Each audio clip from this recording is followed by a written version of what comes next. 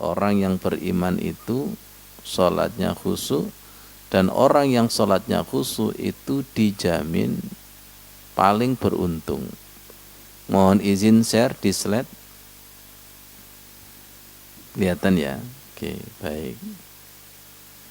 Kemarin kita mutolaah kitab Al-Khusyu'u fi Shalah. Afdhalun nasi akhsya'uhum lillahi ta'ala. Orang yang paling mulia adalah orang yang paling khusyuk di hadapan Allah Subhanahu wa ta'ala. Fal khusyu'u lillahi ta'ala, khusyuk di hadapan Allah. Yang online terlihat ya, Bu Retno ya, slide-nya ya. Idza kana bisababi ma'rifatillahi bi asma'ihi wa sifatihi wa af'alihi warraghbati fima indaha. Khusyuk itu akan terwujud jika satu, ma'rifatullah. Apa ma'rifatullah itu? Mengenal Allah. Mengenal apanya? Asma, nama-namanya. Sifat, af'al, dan cinta kepada Allah Subhanahu wa ta'ala. Wal khasyatu min iqabihi. Maaf, wal khasyati min iqabihi. Takut kepada siksaan Allah. Wa mabniyin ala hubbihi. Indah sekali kata-katanya, Bu Kiki. Terbangun cinta kepada Allah. Nyambung kepada pembelajaran kita kemarin, agar cinta itu terbangun, kita berdoa, Allahumma inni, sama-sama, as'aluka hubbak wa hubba ma yuhibbuk wal amal alladhi yuballighuni hubbak. Allahumma ja'al hubbaka ahabba ilayya min nafsi wa ahli wa minal ma'il barid. Akarnya adalah cinta. Kalau sholatnya itu belum cinta, maka selamanya wa innaha lakabirah. Selamanya sholat ini akan menjadi beban, akan menjadi berat. Wa khawfihi ma'a rojaihi. Khusyuk itu takut dan berharap. Fahadha kulluhu yaj'alul abdu afdalun nas. Kalau sifat-sifat tadi di atas itu terkumpul, maka insya Allah akan menjadi orang yang paling mulia. Walihada qala Sufyanu rahimahullahu ta'ala. Oleh karena itu hadis diriwayatkan oleh Imam Darimi. Sufyan berkata, subhanallah, lebih jelasnya hadisnya bunyinya seperti ini. Ajhalun nasi man taraka ma ya'lam. Sebodoh-bodohnya manusia adalah orang yang ilmunya tidak bermanfaat. Kalau secara tekstual adalah sebodoh-bodohnya manusia adalah orang yang meninggalkan apa yang telah diketahuinya. Man taraka ma ya'lam. Meninggalkan sesuatu yang telah diketahuinya. Artinya ilmunya tidak manfaat. Wa a'lamun nasi man amila bima ya'lam. Orang yang paling tahu, orang yang paling ngerti, orang yang paling pintar adalah orang yang mengamalkan ilmunya.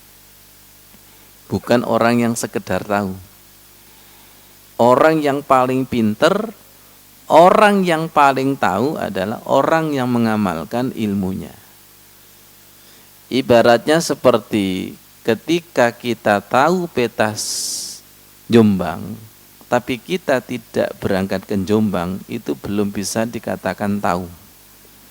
Tapi ketika sudah tahu peta Jombang, kemudian ke Jombang, dan ke Jombangnya itu berkali-kali, itu tahu, betul-betul tahu.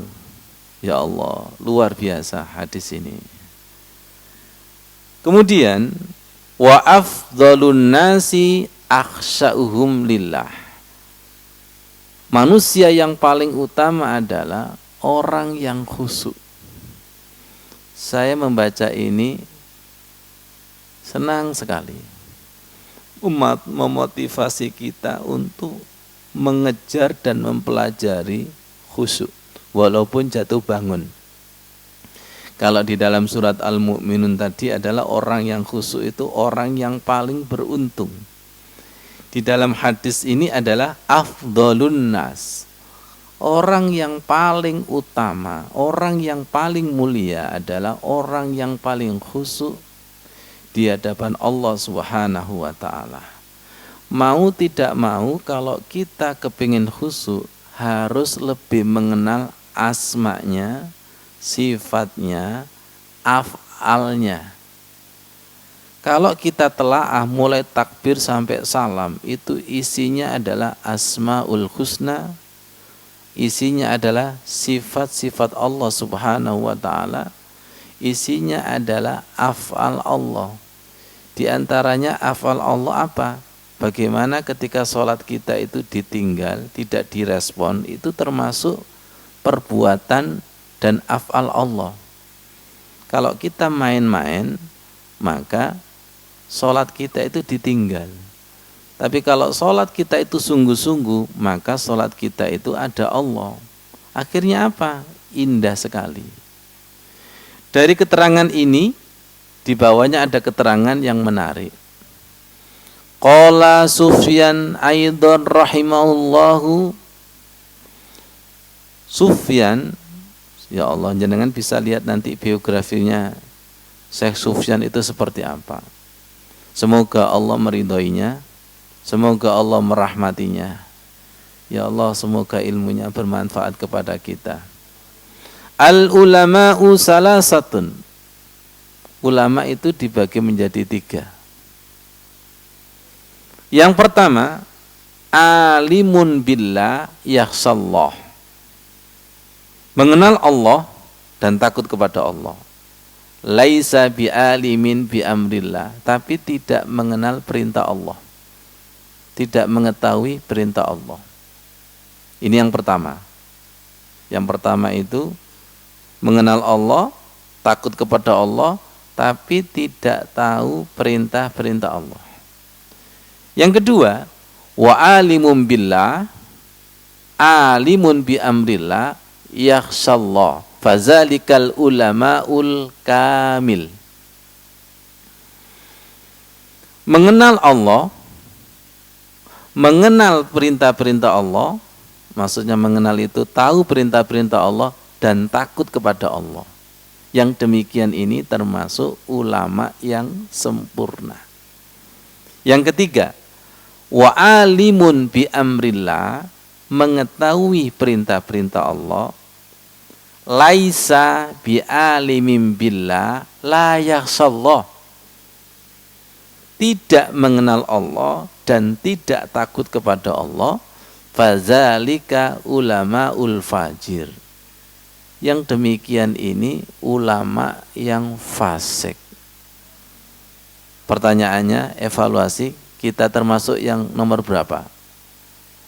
Ulama apa ngelama? Ya Allah. Di dalam ayat Al-Quran disebutkan yang disebut ulama itu orang yang takut kepada Allah. Jadi menurut keterangan ini, mau tidak mau ketika sholat khusyuk, maka dampaknya adalah ilmu kita itu bermanfaat. Ayat yang kita kaji bermanfaat. Hadis yang kita kaji bermanfaat. Manfaatnya apa Pak Kiki? Semakin takut kepada Allah. Ilmu yang bermanfaat itu menjadikan kita semakin takut kepada Allah.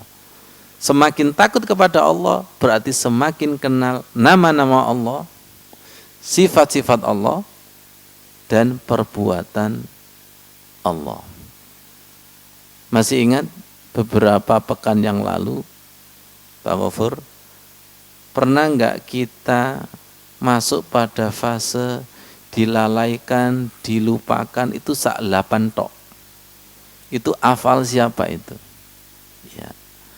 Ketika sabar kita dicabut, pas kita marah, jeleknya kita kelihatan, jahatnya kita itu kelihatan. Itu kira-kira hafal siapa itu? Angkat tangan, siapa bisa menghilangkan rasa malas? Ketika malas itu dihadirkan oleh Allah Subhanahu wa ta'ala, kita tidak berkutik. Bangun tahajud gak mampu, membuka Al-Quran merem, berangkat ke masjid males, pekerjaan sehari gak kecanda. Apa gak kecanda itu? Tidak dikerjakan, walaupun libur. Orang tidak bisa sholat duha itu bukan karena tidak punya waktu, tapi tidak punya niat untuk mengerjakan sholat duha. Pernah kita itu sesibuk apapun hari ini bisa sholat duha. Pernah juga tanggal merah, ya merah segala-galanya. Itu termasuk af'al siapa, dan itu perlu kita renungkan. Sholat kadang enak, kadang tidak enak, af'al siapa? Itu yang dimaksud semakin mengenal af'al Allah itu. Ya Allah, makanya doa wajib kita yang sudah saya tulis di buku Generasi Cinta Sholat, Allahumma inni a'udzubika min ilmin la yanfa. Aku berlindung dari ilmu yang tidak manfaat. Mengerikan. Zaman milenial, zaman modern ini adalah ilmunya banyak, tapi tidak ada yang manfaat. Wa min qalbin la yakhsa, lindungi dari hati yang tidak khusyuk. Wa min nafsin la tasba, lindungi dari jiwa yang tidak tenang. Di masa pandemi ini was-was overload, cemas, ketakutan overload. Dan kita berlindung dari wa min da'watil la yustajabu laha, lindungi dari doa yang tidak dikabulkan. Ini kalau kita artikan lebih dalam lagi, lindungi dari doa zikir yang tidak ada responnya. Saya ulangi, lindungi dari doa. Kenapa? Mulai takbir sampai salam itu intinya kan doa. Itu kalau tidak ada responnya, pasti takbir sampai salam itu dirapel itu. Dan ini terjadi apa terjadi ini? Terjadi. Kenapa? Karena yang sholat ini tidak sadar bahwa yang dibaca doa ketika sholat. Saya ambil contoh yang paling mudah adalah duduk di antara dua sujud. Itu kan nama Allah semua itu. Rabbighfirli, nah Al-Ghaffar, Warhamni, Ar-Rahman. Itu kan komunikasi. Komunikasi mengemis di hadapan Allah. Semoga Allah itu mau menjawab, mau merespon, mau memberikan rasa di balik asma'nya itu. Hari Senin kemarin kita kaji, silakan ambil garam, Bu Kiki, Pak Kiki. Namanya itu garam, sifatnya adalah asin. Namanya garam, sifatnya asin. Perbuatannya ngasini. Betul? Pelan-pelan. Garam dengan sifatnya bisa dipisah-pisahkan. Silakan ambil asinnya saja, tapi jangan ambil garam Pak Maimin. Sampai mati gak iso. Betul enggak? Ternyata sifat dengan zat itu tidak bisa dipisah-pisahkan. Betul ya? Silakan rasakan asin tapi tidak ada garam, halusinasi, khayalan. Silakan makan garam, pasti ada asinnya dan pasti ngasini lidah kita. Semoga paham.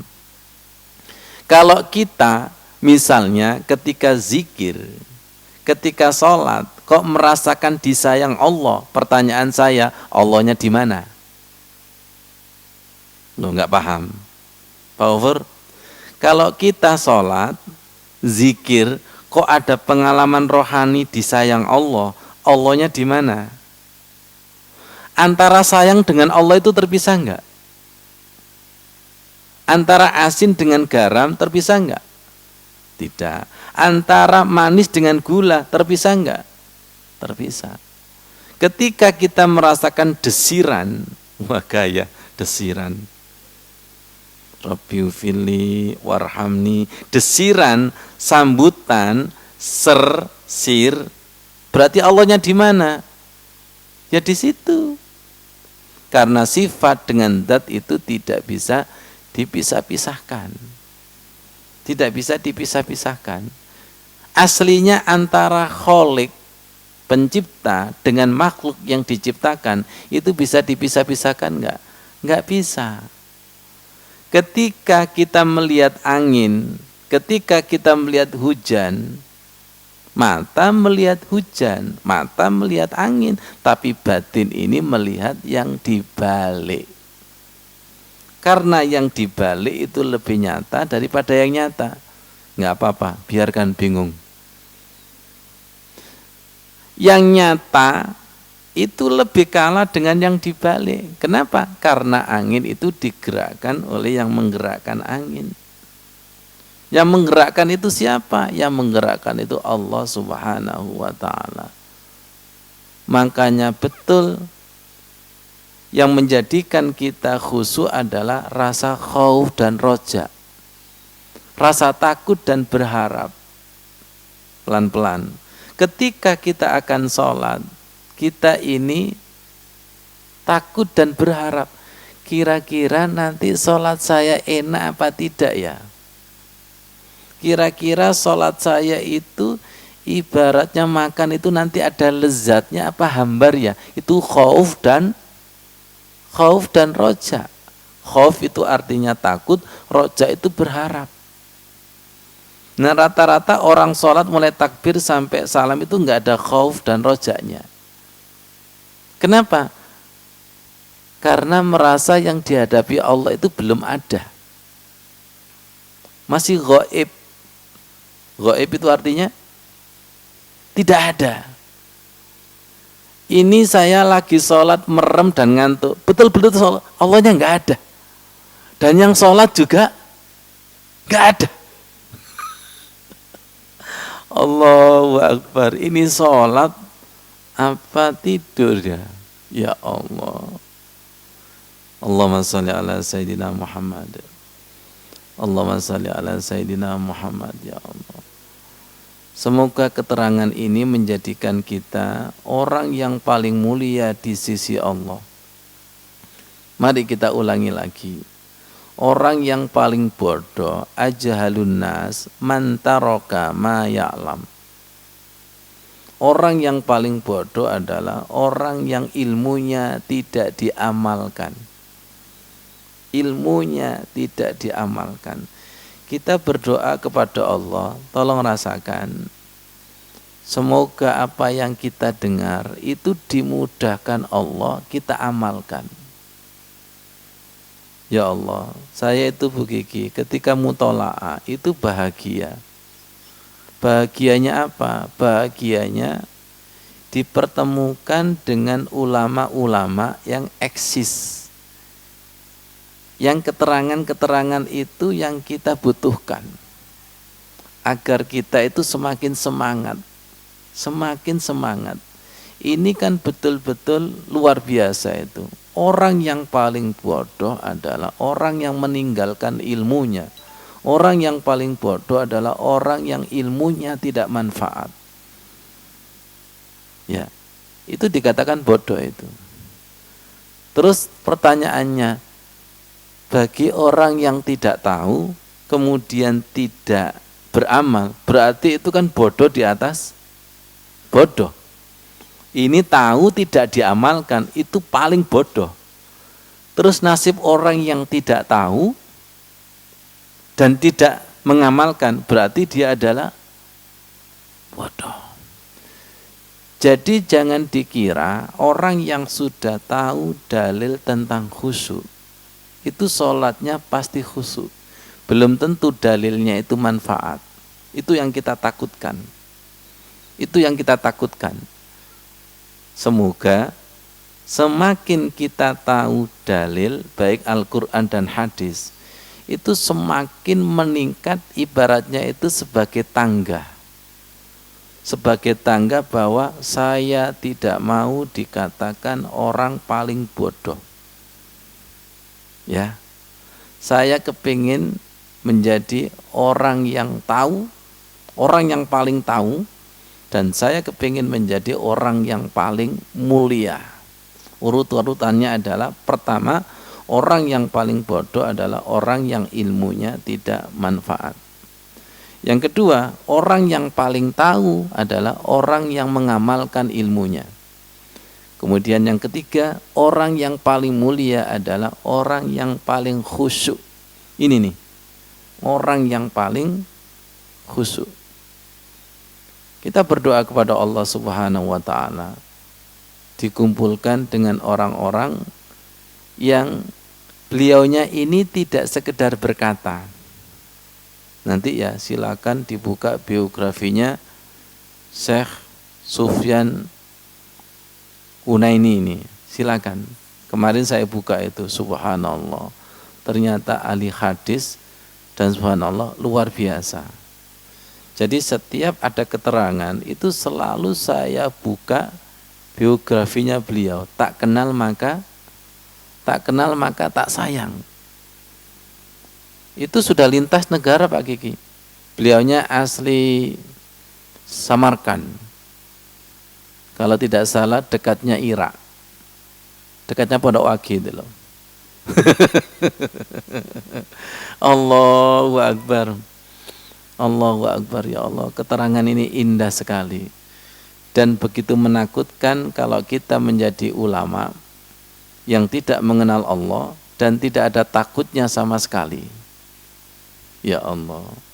Maaf, beribu maaf. Makanya banyak orang yang sholatnya ngelama itu ya wajar saja. Semoga paham. Banyak orang yang sholatnya ngelama, mulai takbir sampai salam ngelama sekali karena dia tidak paham menghadapi siapa itu. Kita spesifikasikan di dalam sholat ya. Karena dia tidak kenal dengan nama-nama Allah di dalam sholat. Iya, sekian tahun dibaca. Nama-nama Allah yang ada di dalam sholat itu sekian tahun dibaca, tapi nggak kenal. Nggak kenal yang punya nama. Lihat saya, kenapa tidak kenal yang punya nama? Lihat, karena tidak ingin. Karena tidak ingin kenal. Hidupkan rasa ingin kenal nama-nama Allah, hidupkan rasa ingin kenal sifat-sifat Allah, hidupkan rasa ingin kenal af'al-af'al Allah. Ketika kamu ingin, maka Allah akan ingin. Dan insya Allah inginnya Allah itu lebih dahsyat daripada inginnya kita. Di dalam hadis qudsi disebutkan ketika hambaku bergerak satu jengkal, aku sehasta. Ketika hambaku itu bergerak berjalan, aku berlari. Di situ mengisyaratkan kepada kita bahwa setiap bacaan doa sholat, satu, ungkapkan, dua, gerakkan jiwa kita itu. Gerakkan jiwa kita itu, fafirru ilallah, Allahu Akbar, gerakkan. Wong namanya taqarrub itu kan mendekat, untuk didekati. Gerakkan, Allah akan gerak. Tapi ketika tidak punya ilmu, akhirnya bacaannya itu sekedar bacaan plus kosong. Tidak punya isi. Buka ya Allah, buka di balik nama-namamu, buka di balik sifat-sifat-Mu ya Allah. Kalau ini dibuka oleh Allah Subhanahu wa taala, maka ada perasaan takut. Ada di dalam doa setelah tahiyat akhir sebelum salam, Allahumma inna nas'aluka khasyataka fil ghaibi wasyahadah. Aku mohon perasaan takut ketika sendiri atau ketika bersama-sama. Takut ini juga harus diminta.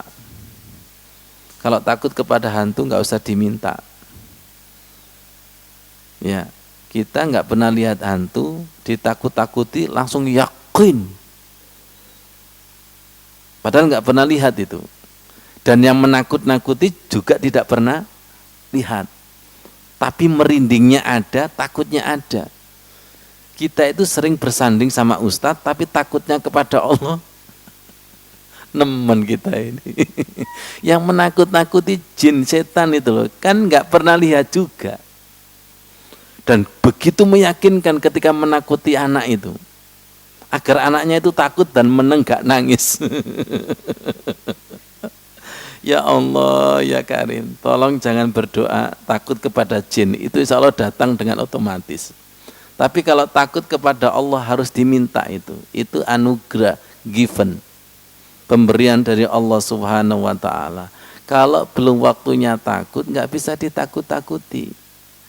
Kalau waktunya takut, nggak bisa ditiadakan. Sama seperti jatuh cinta. Kalau waktunya cinta, nggak bisa ditiadakan. Kalau belum waktunya cinta, nggak bisa diadakan. Gini aja deh, jenengan pernah rindu nggak?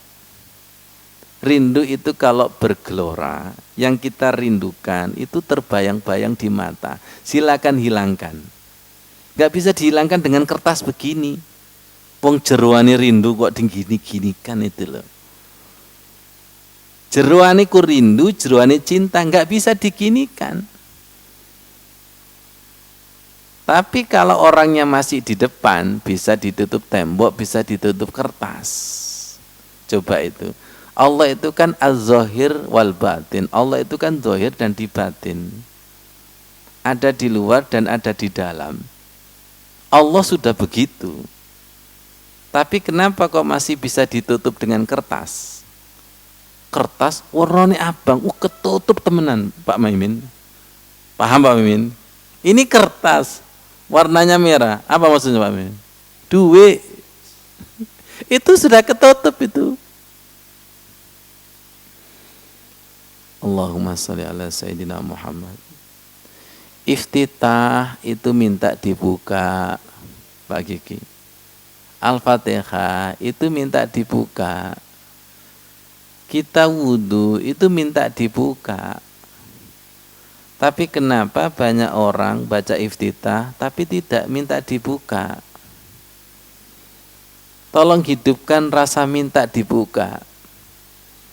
Kalau sudah dibuka sama Allah, maka zahir dan batin itu ada.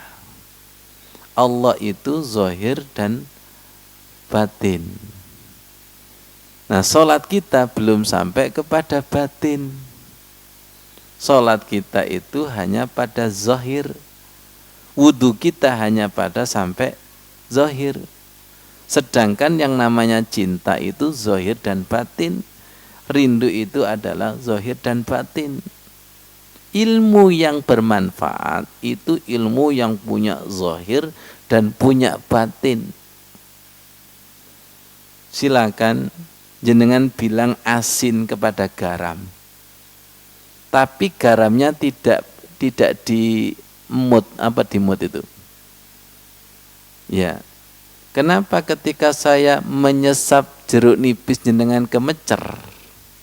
Karena jenengan pernah makan jeruk nipis. Betul enggak? Tapi kenapa saya zikir Allah jamaah tidak merinding dan bergetar? Karena Allahnya belum sampai kepada batinnya.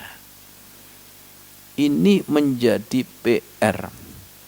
Menjadi PR agar ilmu kita itu betul-betul menghujam. Ya, betul-betul menghujam. Kita enggak mau dalil Al-Quran ini hanya di zahirnya saja. Qad aflahal mu'minun alladzina hum fi salatihim khashi'un. Yang disebut khusyuk itu betul-betul meresap, menghujam ke dalam dada. Salat yang betul-betul menghujam ke dalam dada. Perhatikan doa ruku.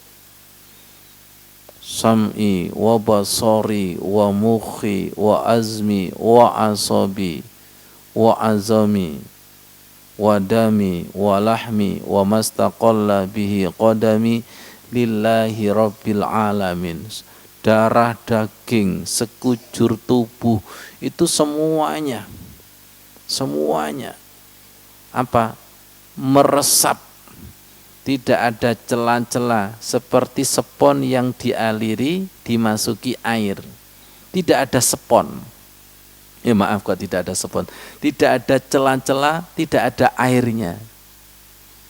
Jadi ketika kita rukuk dan sujud itu harapannya untuk mendapatkan sibghatallah, celupan Allah, resapan Allah. Tidak akan meresap kalau hatinya ini tidak dilonggarkan. Berikan space Allah itu untuk meresapi kita. Zikir kita, bacaan kita, kalau meresap, Masya Allah. Rasanya apa? Rasanya itu dingin, sejuk, walladzi anzala sakinah. Rasanya itu tenang. Dan itu harus ada. Ala bizikrillahi tatmainnul qulub. Ingatlah dengan berzikir hati itu akan tenang. Masa ayat ini salah, Bu Kiki? Masa ayat ini salah? Merinding dan bergetar, masa ayat ini salah? Bukan ayatnya yang salah, tapi diri kita yang masih salah, yang harus dipaksa benar sesuai dengan ayat tersebut. Kenapa ayat ini tidak bisa masuk? Kenapa air ini tidak bisa meresap? Ya karena masih ada cat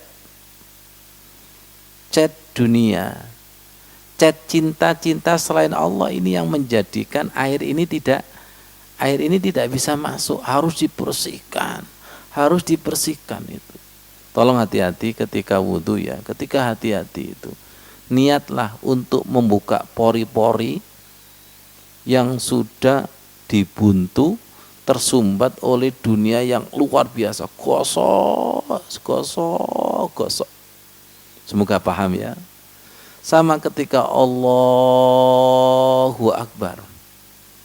Semua doa iftitah Al-Fatihah dan surat-surat pendek itu niati untuk meresap.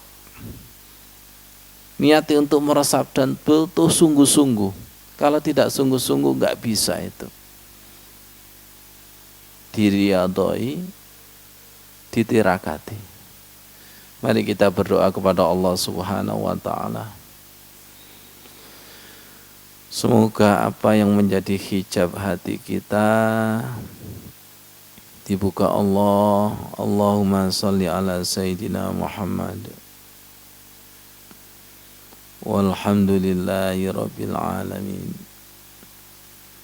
La ilaha illa anta ya Allah. Subhanaka inni kuntu minaz zalimin. Inni kuntu minaz zalimin ya Allah. Inni kuntu minaz zalimin. Allahumma inna na'udzubika min ilmin la yanfa ya Allah ya Allah. Dan dengan bersihkan ilmu-ilmu yang tidak manfaat ya Allah ya Allah. Wa min qalbin la yakhsha, lindungi dari hati yang tidak pernah khusyuk. Dibacakan Al-Quran tidak bisa meresap. Dibacakan hadis tidak bisa meresap ya Allah. Dibacakan nasihat-nasihat ulama tidak bisa meresap majlub ya Allah ya Allah. Wa min nafsin la tasba, lindungi dari jiwa yang tidak pernah tenang, gelisah, cemas, was-was ya. Bersihkan ya Allah, ganti dengan wa amanahu min khauf. Cemas ini jenengan ganti dengan rasa aman ya Allah, wa amanahu. Ketakutan jenengan ganti dengan tenang. Wa amanahu min khauf. Wa min da'watin la yustajabu laha, lindungi dari doa yang tidak ada rasanya, tidak ada respon, tidak ada sambutan ya Allah.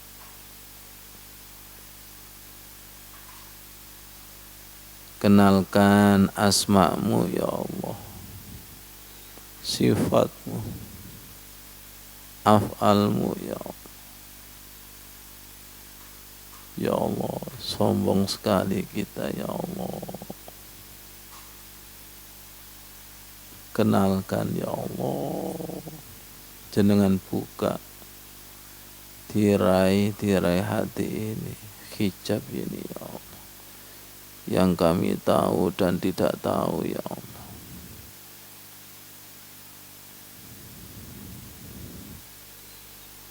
Kumpulkan kami dengan orang-orang yang punya derajat tinggi ya Allah. Rabbi ufirli warhamni wa alhiqni birrafiqil a'la. Kumpulkan ya Allah.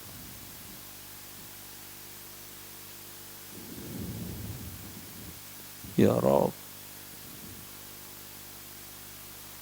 Nah, masuk. Semoga orang tua kami, baik yang hidup atau yang sudah almarhum, dikumpulkan dengan orang-orang soleh, para syuhada, para nabi ya Allah. Kumpulkan ya Allah. Barangkali kami tidak bisa masuk surga, tapi karena kumpul dengan orang soleh, wa adkhilnal jannata ma'al abrar. Ini doa di depan Ka'bah ini. Rabbana atina fid dunya hasanah wa fil akhirati hasanah wa qina azabannar wa adkhilnal jannata ma'al abrar ya aziz ya ghaffar ya rabbal alamin.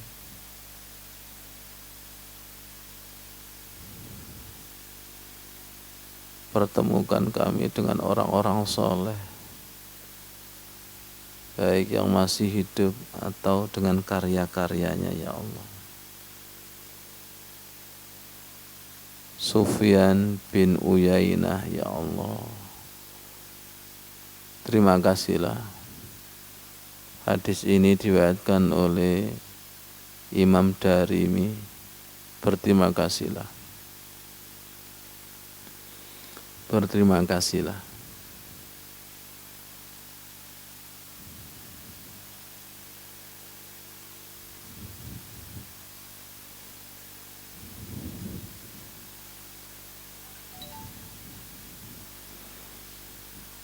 Baik, kita ulangi lagi agar lebih dalam. Ajhalun nasi man taraka ma ya'lam. Orang yang paling bodoh adalah orang yang ilmunya tidak bermanfaat. Ilmu yang tidak manfaat itu banyak. Hati yang tidak khusyuk itu banyak.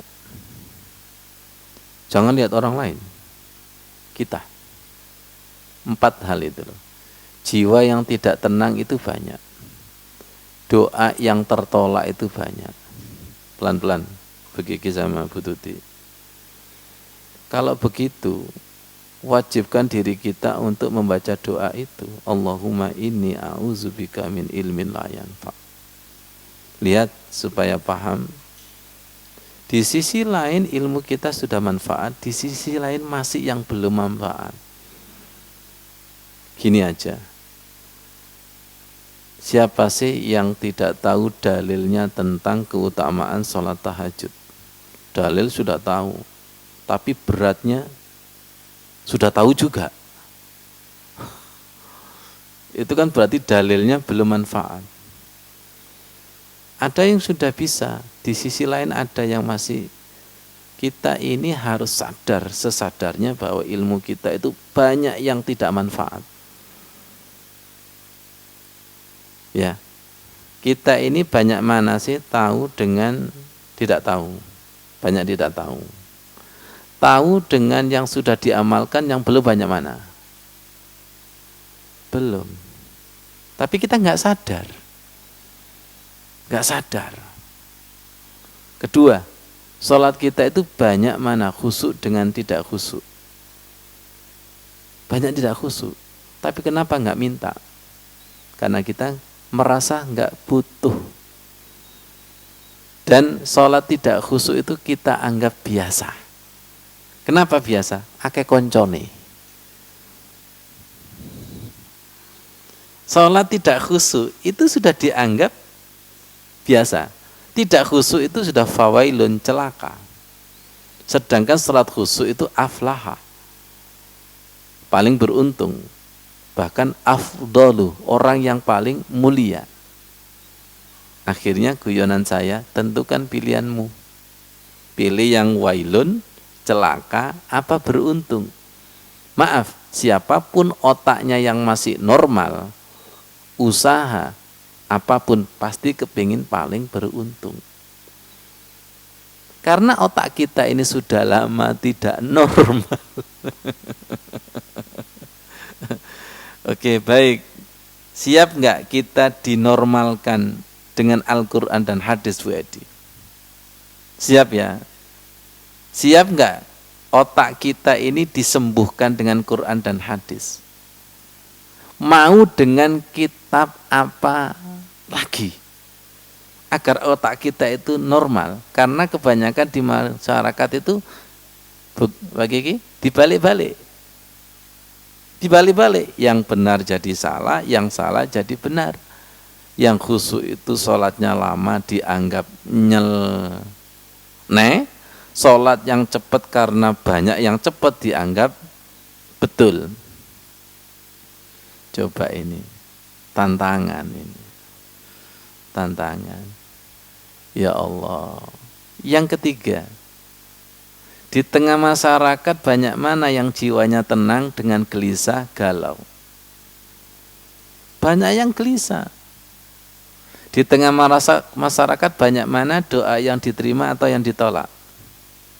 Banyak yang ditolak.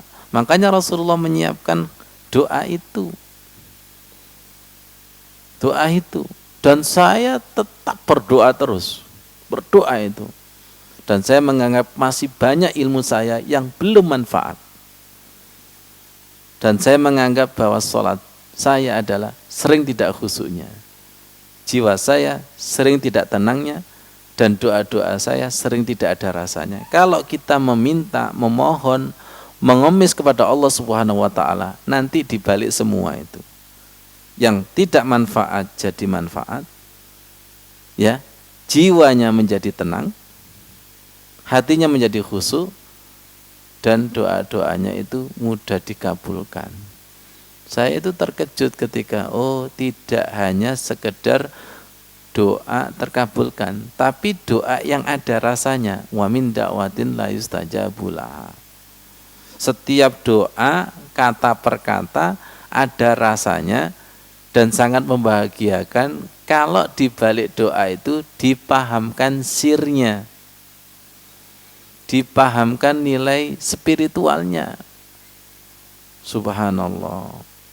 Jadi ketika kita membaca Al-Quran, hati jiwa kita dibuka oleh Allah, maka kita itu dibuat terpesona. Dengan ungkapan firman Allah itu dibuat terpesona. Sekarang kita pindah ke hadis. Kalau hati kita itu bersih, maka hati kita itu dibuat terpesona. Terpesona di balik sabda Rasulullah yang begitu indah, suci. Hati yang suci dengan ungkapan yang suci nyambung. Suci dengan suci nyambung. Begini, kaul ulama itu bukan sembarang kaul, bukan kata-kata kosong, tapi kata-kata yang penuh hikmah, dan itu ada rasanya. Ada rasanya.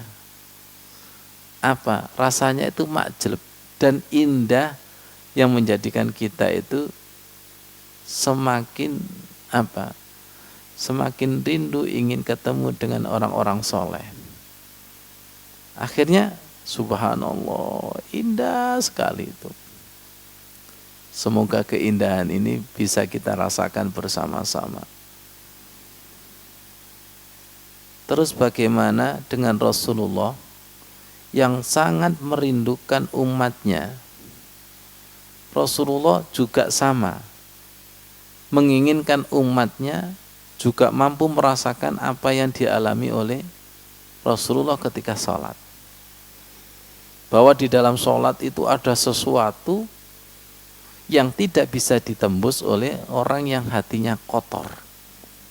Hanya bisa ditembus dengan orang yang hatinya bersih. Hatinya ikhlas itu. Subhanallah, hatinya ikhlas. Akhirnya menemukan perkataan-perkataan yang luar biasa seperti ini. Allahumma sholli ala Sayyidina Muhammad. Qala al-Junaid rahimallahu ta'ala. Berkata seorang wali Junaid, semoga Allah merahmati. Al-ikhlasu sirrun bainallahi wa bainal abdi. Ikhlas itu rahasia antara Allah dengan hambanya.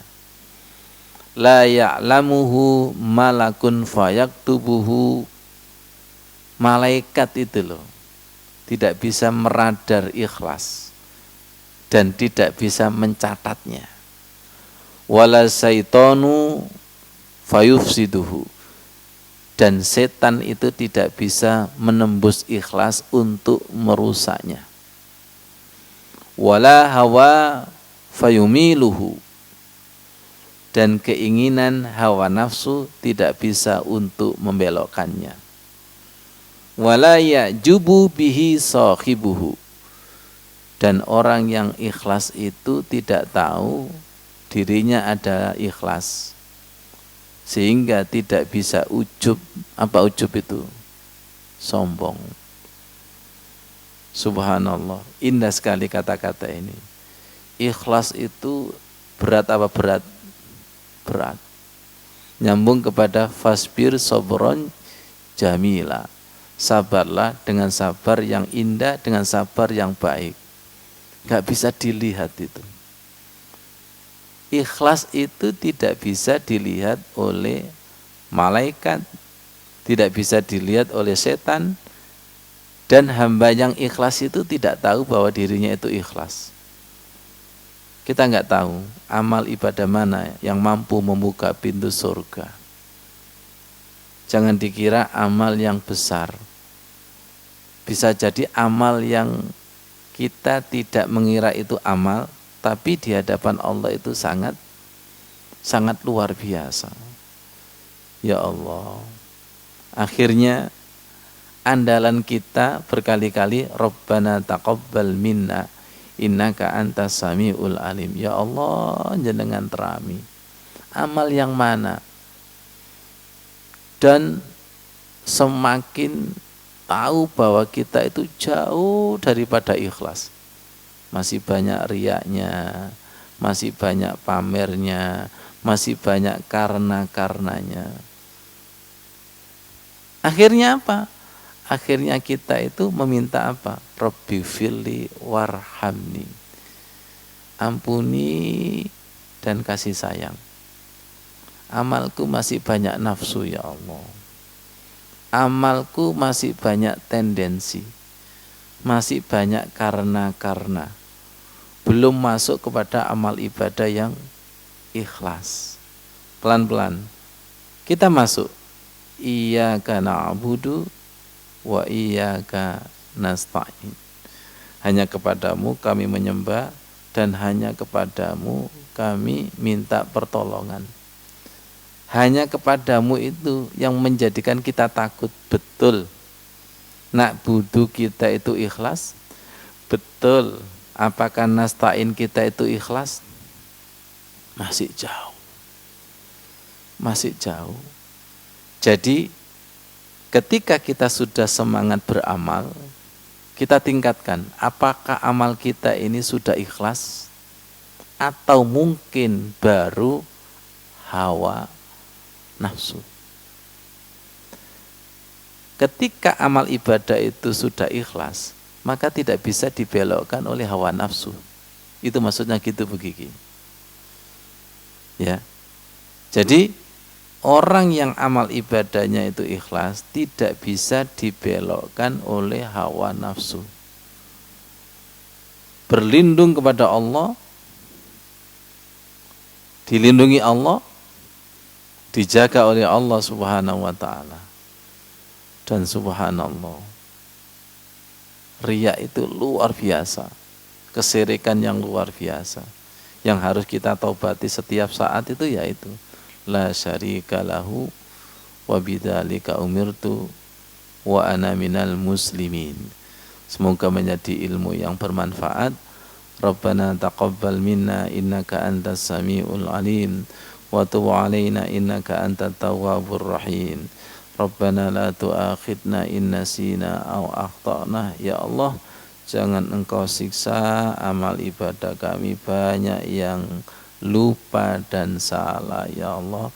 Rabbana la tu'akhidna, perhatikan, in nasina aw akhtana. Walaupun sudah beribadah tapi masih banyak lupa dan salahnya ya Allah. In nasina aw akhtana. Tembuskan kepada orang tua kita, guru-guru kita, jangan disiksa ya Allah. Jangan disiksa guru-guru kami, orang tua kami. Rabbana la tu'akhidna in nasina aw akhtana ya Allah. Maafkan kami, masih belajar. Al-Fakir masih menjadi murid yang belajar, yang selalu salah dan lupa. Wahai guru ya Allah, maafkan. Rabbana la tu'akhidna in nasina aw akhtana. Diakhiri dengan wa'fu anna waghfir lana warhamna anta maulana fansurna 'alal qaumil kafirin. Wa'fu anna, maafkan. Waghfir lana, ampuni. Warhamna, hanya kasih sayang-Mu. Kelihatan amalan-amalan kita yang riya, amalan-amalan kita yang jauh dari ikhlas itu terlihat itu. Kalau tidak kasih sayang Allah ya Allah, ya Allah. Jenengan terami majlis taklim ini ya Allah, yang hadir atau yang di rumah ya Allah, jenengan terami ya Allah. Rabbana taqabbal.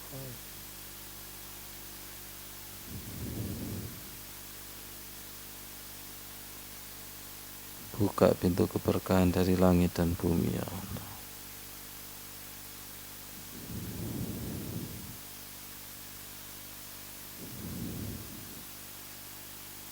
Tunduk semua Allah dan para malaikat menyaksikan, para nabi menyaksikan. Assalamualaikum ayuhan nabi. Assalamualaikum ayuhan nabi. Terima kasih Pak Ghafur sekeluarga, ya Allah. Ya Allah, ya Allah.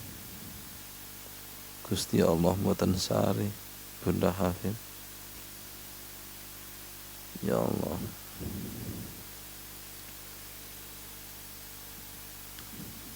Bakno Gusti Allah mboten sari. Tunduklah. Masuk. Jaga hati kami, ya Allah. Jaga amal kami. Pasti rusak kalau tidak dengan jaga, ya Allah. Pasti rusak. Kenapa? Karena setan itu berusaha merusak dari segala penjuru.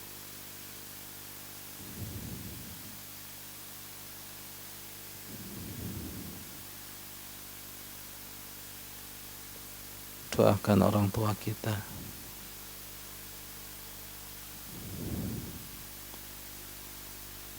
Pak Kiki, Bu Kiki, doakan. Bahagia melihat anak cucunya ngaji.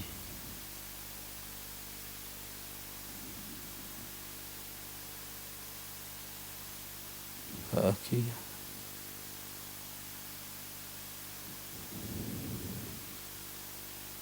Bahagia.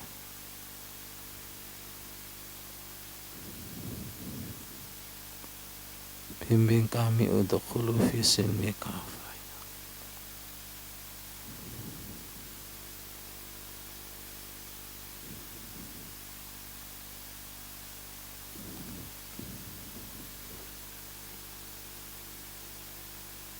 Ya muqallibal qulub, dengan bolak-balik hati anak kami, ya Allah. Dengan bolak-balik hati kami. Wa amanahu min khauf.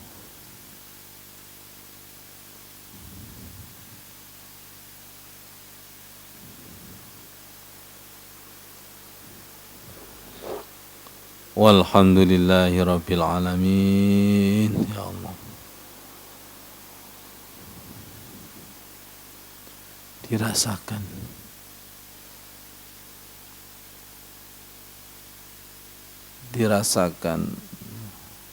rahmat turun, keberkahan turun.